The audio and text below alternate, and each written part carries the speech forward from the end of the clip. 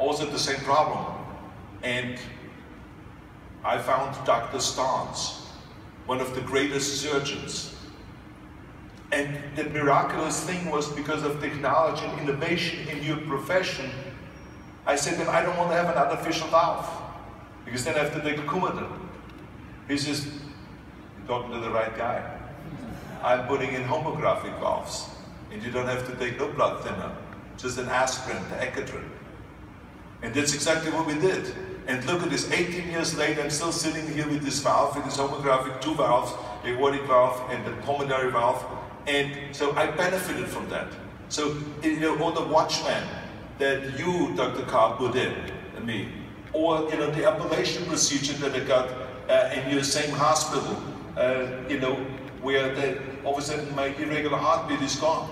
I mean, this is just unbelievable things. If it is the stents of all of this stuff, it's just absolutely amazing. Just, I want to say thank you before the time runs out. Thank you, thank you, thank you for all the great work you do all through.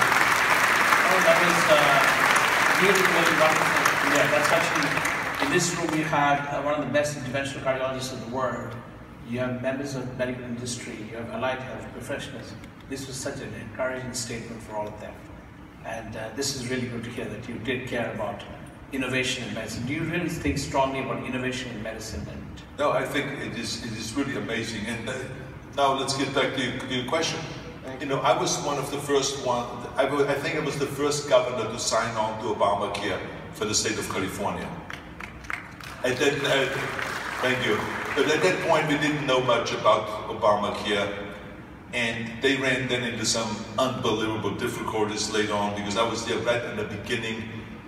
And the reason why I signed on was because, remember, that I wanted to do healthcare reform already as governor here in California years before Obama came along and started talking about healthcare reform. As a matter of fact, he took a lot of my people that worked on this for years and years and years for me. And I wanted to have healthcare reform in California because I said to myself, it is ludicrous that the 8th largest economy in the world and the #1 place in the world has 6.5 million people uninsured.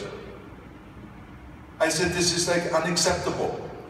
And so they said, well, you are in for universal health care. I said, you're damn right I'm for universal health care. I said, I want everyone to be insured. How are we going to go about and do that? We're going to figure out. But first we have to have the will. And I set everyone down, all the special interests.